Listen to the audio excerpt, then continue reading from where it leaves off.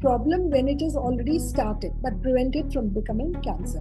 But there's another important thing called primary prevention, where we stop it from actually happening at all. So, Dr. Jyotsna can tell us about it. Yes. So, can I have the next slide, please? Yeah. So, in this, the most important primary thing is the screening for cervical cancer or for HPV vaccination, like earlier I mentioned it. So, the schedule or when do we do it? So, this is the guidelines coming from the Western country. In India, nowadays things are changing, but probably earlier, a decade or two ago, sexual activity would start like post-marriage only. So the testing was not very strong, not recommended strongly. But now, yes, the first pap-smear recommended is between the age 21 to 25, and followed by this every third year. And even if one is sexually active, one does not need pap-smear below 21, because the changes which occur, which has a window of period, so it takes time for the actual testing coming positive. Also, in the younger age group, the immune system will take care of the infections.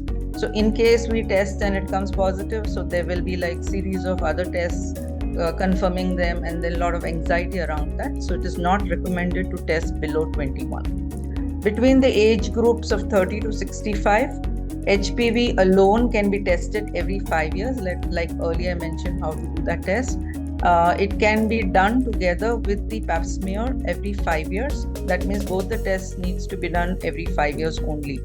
And if you do standalone pap-smear, then it's recommended every 3 years.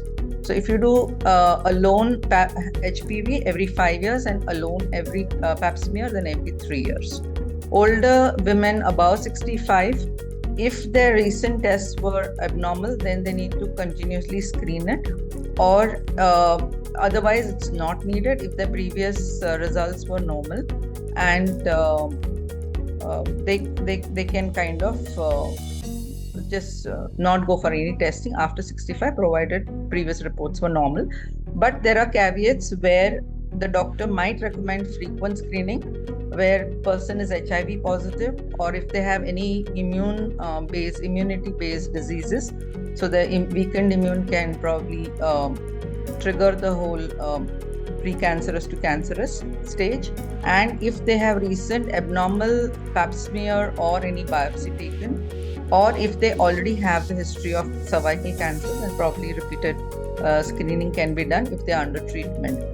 Special mention about hysterectomy is, once a hysterectomy is done, we used to do old pap-smears from the remaining part of the vaginal end where the stitches are taken. But the thing is, if only the hysterectomy is done for the early cancer of the cervix, or like precancerous lesion, or the early cancer, then the pap-smear need to continue. If it is done for any other reason, then pap-smear of the volt, that is remaining part, need not be done. So this is how, when we screen, is the details of that.